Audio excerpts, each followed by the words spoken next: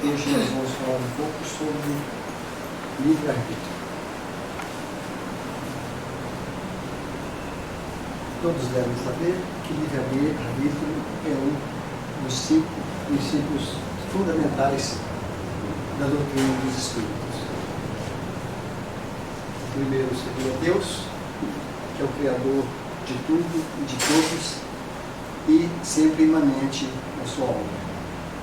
Tudo tem a presença de Deus. Humanos, animais, plantas. Deus está em toda parte. Depois nós temos, segundo princípio, Cristo. Cristo foi o maior mestre de todos os mestres que já passou pela Terra. O espírito mais evoluído que já reencarnou no planeta Terra. E foi tão importante que mudou completamente o calendário. Nós temos o tempo antes de Cristo e depois de Cristo. E apesar de tudo que ele fez, ou tentou fazer quando esteve encarnado no planeta Terra, nem por isso ele deixou de ser combatido e, no final, assassinado.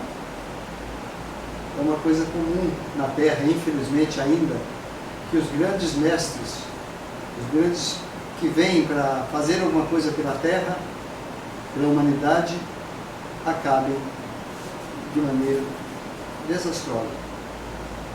Nós temos o exemplo do Gandhi. Gandhi foi o responsável, Mahatma Gandhi foi o responsável pela independência da Índia, do jugo da Inglaterra, que explorou tudo que tinha na Índia, não só os indianos, mas os benesses, tudo que tinha de bom na Índia era explorado pela Inglaterra com mão de ferro. E não deixavam de jeito nenhum ter independência, e nem o próprio sal que retirava do mar de graça era vendido para os indianos e eles não podiam tirar o sal. E o Gandhi, depois de ter sido educado na Inglaterra, de ter trabalhado na África do Sul durante um tempo, levantou a bandeira de defender e tornar a Índia independente. E para isto, ele convocou o povo para fazer tudo pacificamente. E após muita luta, no sentido de luta pacífica, foi preso várias vezes, depois, por força das comunidades internacionais, era solto e, no fim, conseguiu que a Índia se tornasse independente. Mas nem por isso deixou de ser assassinado por um indiano também, apesar de tudo que fez. Outros exemplos que temos, o Martin Luther King, um líder negro americano que lutou de todas as maneiras para que houvesse igualdade entre as raças, não houvesse tanto preconceito. Os Estados Unidos era muito preconceituoso naquela época, grande segregação, e também, pregando a paz, foi assassinado. Nelson Mandela, mais recentemente, já da nossa época, passou 27 anos da sua vida preso. Por que foi preso?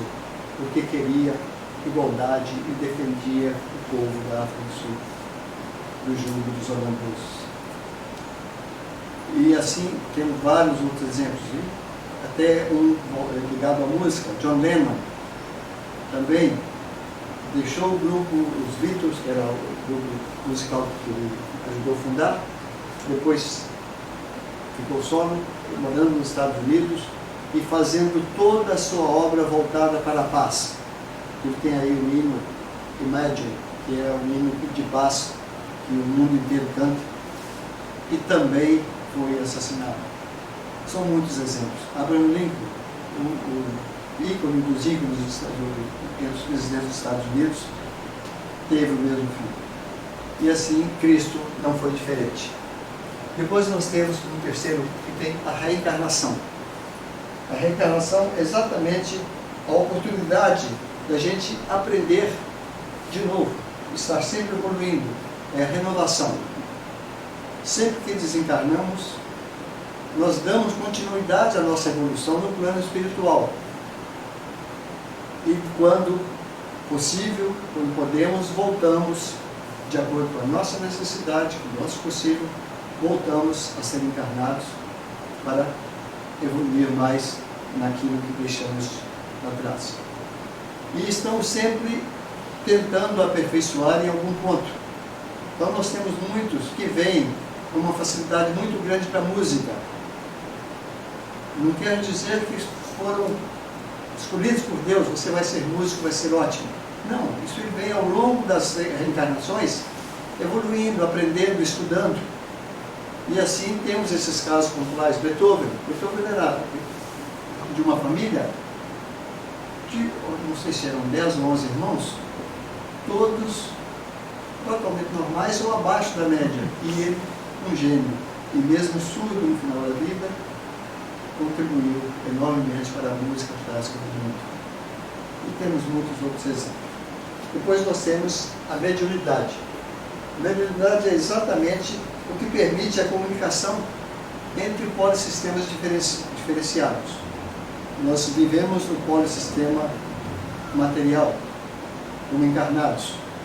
E, após desencarnado, estaremos num outro polissistema espiritual, mas nem por isso deixaremos de ter contato. Quem está encarnado pode perfeitamente ter contato com quem está desencarnado. Tem muitos médiuns que têm mais facilidade, têm a capacidade de não só comunicar, como enxergar quem está desencarnado. Mas são poucos. Mas nós podemos, através de bons pensamentos, orações, estar sempre em contato com o mundo espiritual. E assim, procurando sempre evoluir. E por fim, temos o livre-arbítrio. O livre-arbítrio é exatamente a liberdade com responsabilidade. É o que podemos, tudo que fazemos depende de nós. Nós temos a liberdade de escolher o que queremos fazer. Isso é o livre-arbítrio. Essa expressão livre-arbítrio não foi inventada por Kardec, que codificou a doutrina dos espíritos no século XIX. Muitos séculos antes, exatamente final do século IV, Santo Agostinho, em 395, ele publicou um livro chamado O Livre-Arbítrio. O nome era em latim, certamente, De Libero Arbitrio, e tudo que era importante na época era escrito em latim. E ali ele elabora algumas teses a respeito da liberdade humana e aborda a origem do mal moral, que já acompanhava a humanidade naquela época. O livre-arbítrio, segundo ele, é a ampla possibilidade de escolher, inclusive entre o bem e o mal. Enquanto a liberdade é o bom uso que fazemos do livre-arbítrio. E liberdade já inclui responsabilidade. Dentro do Espiritismo, o livre-arbítrio do Espiritismo é uma das propriedades fundamentais do Espírito. É a lei de liberdade individualizada, ou seja, cada um é responsável pelo que faz, pelo que pensa. Consiste na liberdade de fazer ou não fazer alguma coisa, seguir um determinado caminho ou evitar. Os atos não são pré-determinados. Cada pessoa é responsável por suas escolhas. Assim sendo, o livre-arbítrio é desenvolvido juntamente com a inteligência, com o desenvolvimento da inteligência, e implica um aumento de responsabilidade pelos atos praticados. Na filosofia, o livre-arbítrio se opõe ao determinismo. Enquanto o determinismo, para o determinismo, as ações dos indivíduos são determinadas pelas leis da natureza ou por outras causas, e por isso, segundo o determinismo, o ser humano não pode ser responsabilizado pelos seus atos, para a filosofia, não. Os acontecimentos são causados por atos anteriores. O indivíduo faz exatamente o que quer fazer. Seus atos são coerentes à sua vontade, podendo ocorrer com a força de outras causas internas ou externas. Mas, de acordo com a filosofia, nunca podemos dizer que não temos responsabilidade sobre o que fazemos. Temos sim, a responsabilidade nossa. Nós vivemos num espaço estruturado finito. O universo, o cosmos, é ilimitado, aberto. Mas, em função da nossa abertura de consciência, que é limitada, nós vivemos em estados que chamamos de espaços estruturados finitos. O que significa isso? Nós temos um espaço pequeno. Nossa casa é um espaço estruturado finito. Este espaço que estamos aqui é um espaço estruturado finito, ou seja, tem uma finitude. Saiu daqui já é outro espaço. E nós vivemos sempre em espaços estruturados finitos. Apesar de toda a criação do mundo, do ser inteligente, ou seja, todos os seres serem inteligentes, desde os átomos, amebas, abelhas, pássaros, macacos, tudo, formigas, etc., esta inteligência se expressa de forma rudimentar nos seres mais simples e vai se tornando mais complexa na medida da evolução, aumentando a percepção de todos para o exercício do livre-arbítrio. Nós sempre pensamos que os animais não são inteligentes, mas lê do engano. Segundo o irmão Antônio Lima, o irmão Leocádio, não existe nada no mundo que não tenha inteligência. Tudo. Mesmo o que chamamos de seres inanimados, eles também têm a sua inteligência rudimentar, mas têm.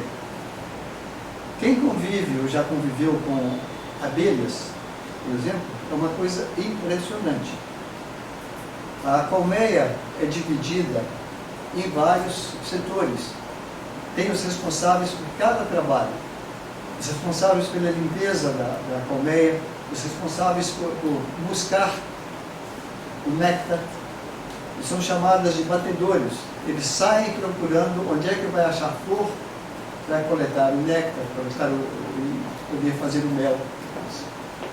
E quando encontram, voltam à colmeia e, já comprovado pela ciência, fazem uma dança através da qual informam para os indivíduos da colmeia, aqueles que vão sair a campo para buscar o produto, para o néctar, para fazer o mel e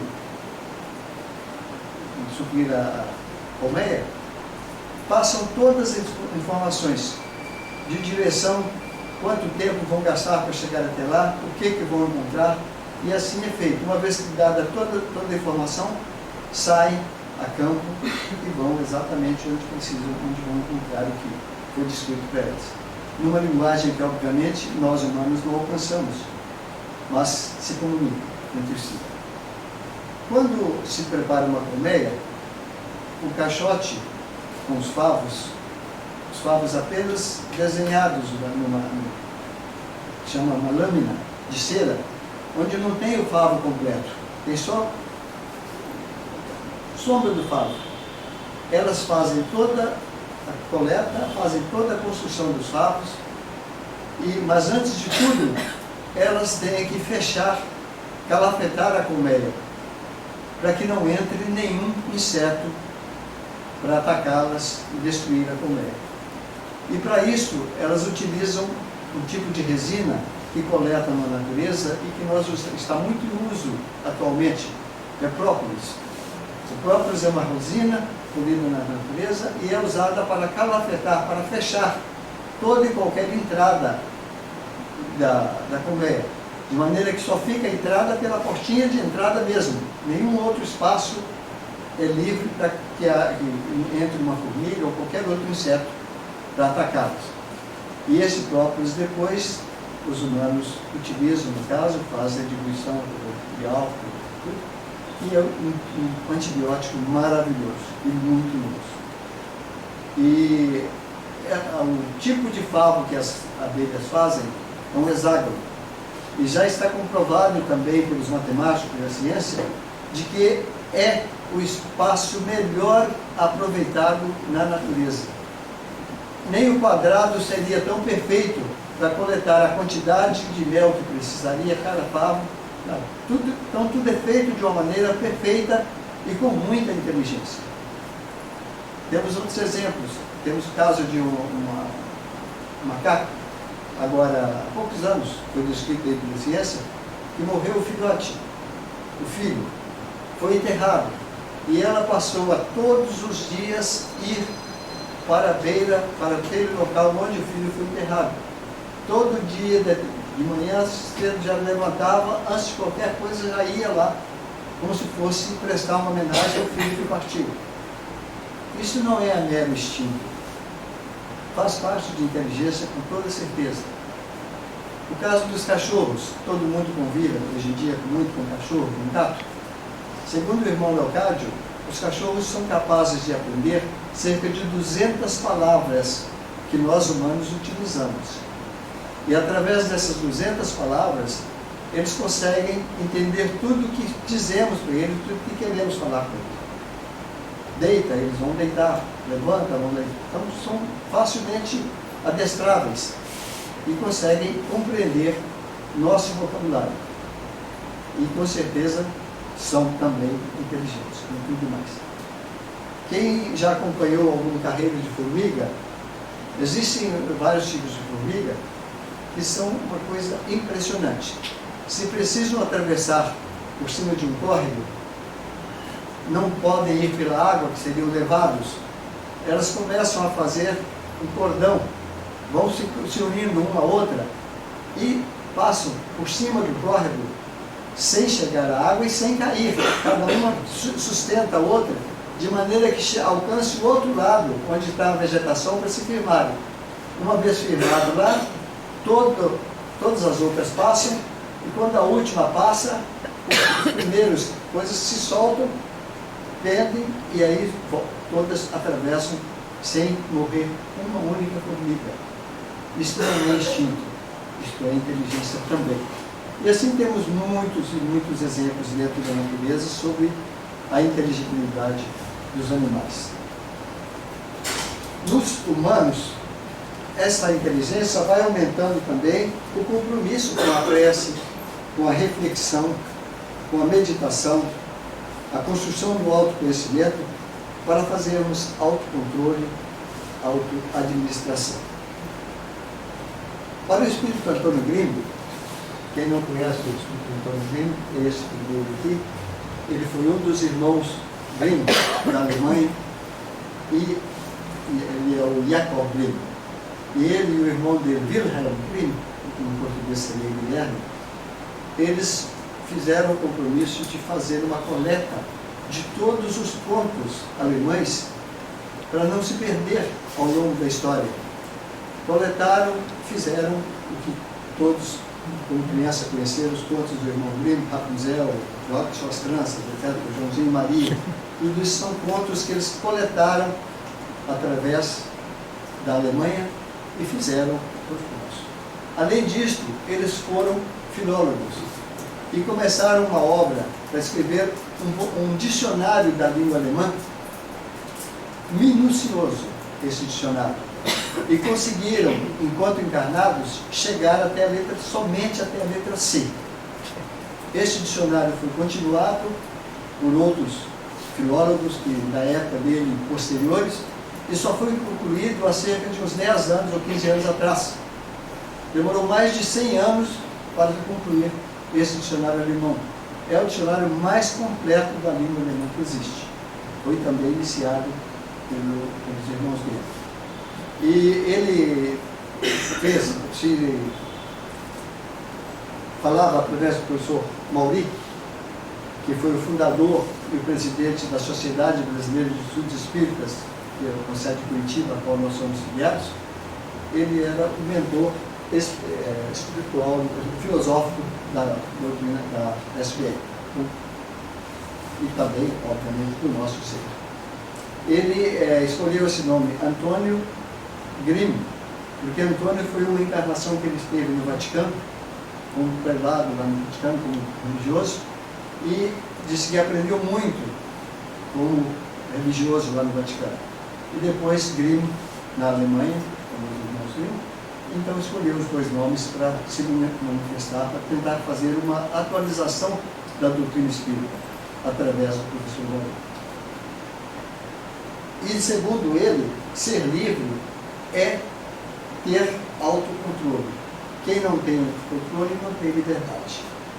Não há exercício de livre-arbítrio sem responsabilidade, ou seja, cada um é responsável pelo que faz. É a liberdade com responsabilidade. Como exercitamos o nosso livre-arbítrio? Existem 3 grandes paradigmas que regulam o exercício do livre-arbítrio. O primeiro é o chamado paradigma da cultura. Todos nós vivemos, reencarnamos em uma cultura que tem normas coletivamente aceitas que permitem uma convivência harmônica entre todos os indivíduos, sem ferir a liberdade e permitindo a convivência coletiva. O exercício do livre-arbítrio é regulado e não anulado. O fato de termos que seguir regras de um condomínio não quer dizer que não estamos tendo liberdade de escolha. Temos, só que para ter uma convivência harmoniosa com todos, é preciso seguir regras. Não pode cada um fazer o que quer, a hora que quer, tudo. Então, por isso tem as regras. O livre-arbítrio, como princípio, é intocável. Ninguém anula o livre-arbítrio de ninguém. Na opressão, o indivíduo pode até ficar sem condições de expressar, mas o livre-arbítrio está presente em sua vida. Assim sendo, o conceito que se tem sobre obsessão precisa ser revisto, pois nenhum espírito vai dominar o outro no sentido de anular o seu livre-arbítrio, de tal forma que ele faça o que não quer fazer. Tudo o que fizermos tem o nosso consentimento. Se estiver, por exemplo, dominado pelas drogas, não podemos esquecer que foi escolha daquele espírito em algum momento anterior. Portanto, ele exerceu o livre-arbítrio na escolha. E essa questão muitas vezes a pessoa está fazendo uma preleção, dizendo que está recebendo um espírito, usando recebendo uma coisa, é muito claro dentro da doutrina do Cristo da SPE que ninguém anula o livre-arbítrio de ninguém. Portanto, um médium que está recebendo o espírito e fazendo uma comunicação espiritual, segundo eles, 50% do que é dito é do médium. Os outros 50% são do espírito. Mas mesmo assim, o médium jamais vai dizer qualquer coisa que fira o que ele acredita. Então não tem como o espírito chegar aqui e me fazer falar em alemão, em japonês, ou coisa, se a plateia não vai entender o que eu estou falando em alemão ou estou falando em japonês. Então, se isso acontecer, não é um espírito que está falando, é o próprio médium, que já teve muitas encarnações ao longo da sua trajetória. Ele já falou alemão, já falou japonês, então ele pode expressar e falar uma língua que ele desconhece no momento, mas não quer dizer que é um espírito desencarnado que está falando através dele. Segundo eles, isso é uma regra que é seguida muito séria dentro dos espíritos desencarnados, que ninguém vem fazer uma comunicação que não vá ter um objetivo, que não vá levar alguma coisa positiva para a plateia que está ouvindo. Então não adianta vir falar em japonês aqui se ninguém vai entender a mensagem. Ele vai falar sempre na língua da plateia, vai falar em português. E isso é taxativo para eles, que não tem como isso não ocorrer. E outra coisa que eles falam sempre, que eles conseguem, fazendo uma palestra, fazem uma linguagem coletiva que todos vão entender. Mas individualmente, eles falam por cada um. Então é muito comum a gente sair de uma palestra espírita e as pessoas comentarem: puxa, ele disse exatamente o que eu queria, o que eu precisava ouvir. Essa mensagem foi para mim. E quando, se for publicada o que foi falado geral, aquela passagem que a pessoa disse ter ouvido não está no coletivo, está no individual. Falou individualmente porque aquela pessoa precisava daquela mensagem. E isso é uma capacidade deles e que dizem que exercem constantemente. Que sempre, numa plateia, vai ter gente querendo ouvir, precisando ouvir uma coisa. E o geral, o assunto geral, não é falado, mas individualmente ele vai receber aquela mensagem que ele está precisando de ouvir e vai voltar para casa mais feliz, mais vai conseguir alcançar o objetivo e sair mais fortalecido da palestra. Outra coisa muito importante é dizer que quem desencarna jamais vai poder ficar no plano material, onde vivemos. Eles vão imediatamente para o plano espiritual, onde são acolhidos e auxiliados. E não são livres para virem ao nosso plano a qualquer momento. É muito comum a gente ouvir também de fulano desencarnou, mas não deixa a casa, está sempre lá. Aí precisa levar alguém para limpar o espaço. Isto não é um espírito desencarnado que está ali. Não sei se todos já ouviram falar em holografia. Holografia é a imagem em 3D que fica sobre tudo o que fizermos, onde estivermos, o que pensarmos, tudo é holograficamente, a imagem está aí. Se daqui a 50 anos vier alguém aqui, de repente pode enxergar um senhorzinho de óculos, cabelinho branco, falando lá na frente. Eu já estou no plano espiritual há muito tempo, mas com toda certeza não será o espírito que estará aqui falando. Ele está fazendo a leitura holográfica que fica presente. Então é muito comum o local onde alguém morou ficar impregnado ali com a sua imagem. E quem tem capacidade de enxergar, pode chegar lá e enxergar aquelas imagens. Mas não quer dizer que ali esteja o espírito. Não, o espírito já está em outra dimensão e não tem chance de estar ali, mesmo porque existe regra no plano espiritual. E segundo eles, a regra é muito séria. Ninguém fica livre para vir fazer o que quiser. Então, as pessoas que veem às vezes dessas formas, eles enxergam formas holográficas. Se alguém tiver interesse, depois pesquise sobre formas holográficas ou entre no próprio YouTube, nesse Centro Espírita Dr. Carlos da Correia RJ, tem uma palestra bem completa sobre holografia, que a Nádia fez há algum tempo, e aí ilustra bastante.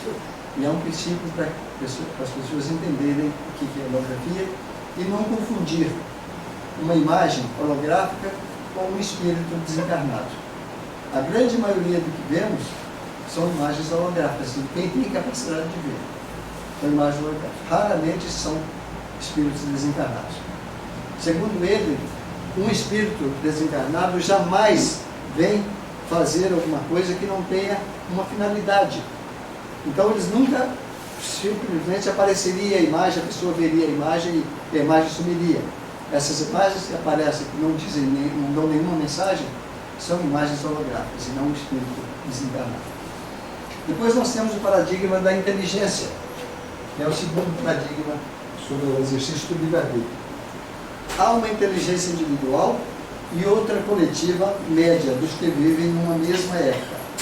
É o que a ciência já alcançou. Por exemplo, o paradigma da inteligência do século XIX não permitiria que os seres humanos fossem à Lua. Não tinha instrumento para isso, não tinha como, não tinha nenhum aparelho que pudesse levar um homem até a Lua.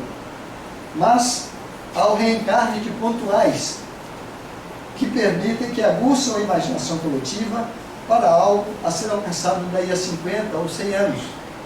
É o caso de Júlio Verne. Todo mundo já, quando jovem, já ouviu falar ou já leu alguma coisa do Júlio Verne. Júlio Verne escreveu várias obras de ficção.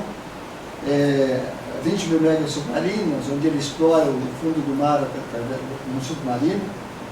A volta ao mundo em 80 dias, não existia o avião naquela época, ele é da segunda metade do século XIX, o avião ainda não tinha sido inventado, mas existia o balão.